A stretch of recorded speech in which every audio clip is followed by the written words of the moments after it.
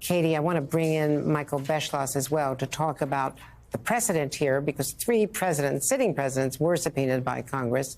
None of them testified under subpoena. Bill Clinton testified voluntarily. The first, of course, was Thomas Jefferson for documents, Richard Nixon for tapes.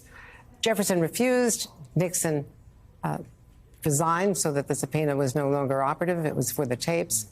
And then, of course, Bill Clinton to testify, and he did so voluntarily. But, Katie, an extraordinary hearing, dramatic hearing.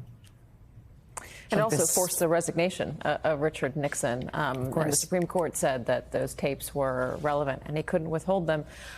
Bill Clinton ended up voluntarily testifying, as you said, and I believe there was some level of cooperation from Jefferson. So this is now up to Donald Trump whether he will comply with this, but we should also note there is a time frame on it. It expires when this Congress expires, and we are now just 24 or 26 days, less than a month away from the midterm elections, where control of Congress will be decided, control of the House, control of the Senate.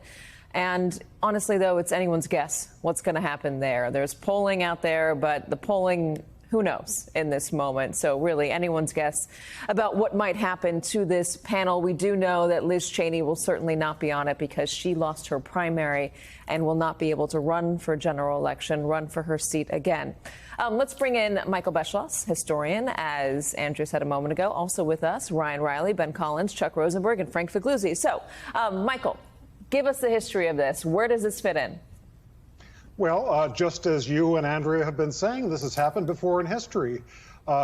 People are under the impression that because these are two separate branches, executive and legislative, that we haven't had a situation where presidents have been called to testify.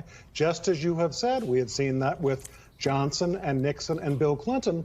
And the other thing is that, I think we'll probably hear from the Trump camp that presidents don't testify before Congress, and look at the record of what we've just mentioned, because there are no images of those presidents behind a witness table, in a hearing.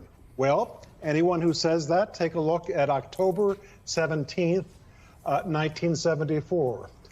Exactly this week in 1974, Gerald Ford had been in office for 2 months. He had pardoned Richard Nixon at the beginning of September. There was a firestorm about this. There were questions about whether Ford had made some secret deal with Nixon to trade him a pardon in exchange for Nixon allowing Ford to succeed him as president of the United States. Gerald Ford voluntarily, although he had been House Majority Leader and member of the House of Representatives for decades and had a strong sense of House prerogatives, he felt that the question was so important that he wanted to go to the House and answer questions freely so that no member of Congress, no American, would have any doubt from his point of view that his pardon had been given to Nixon spontaneously and not as a result of some secret deal. And Michael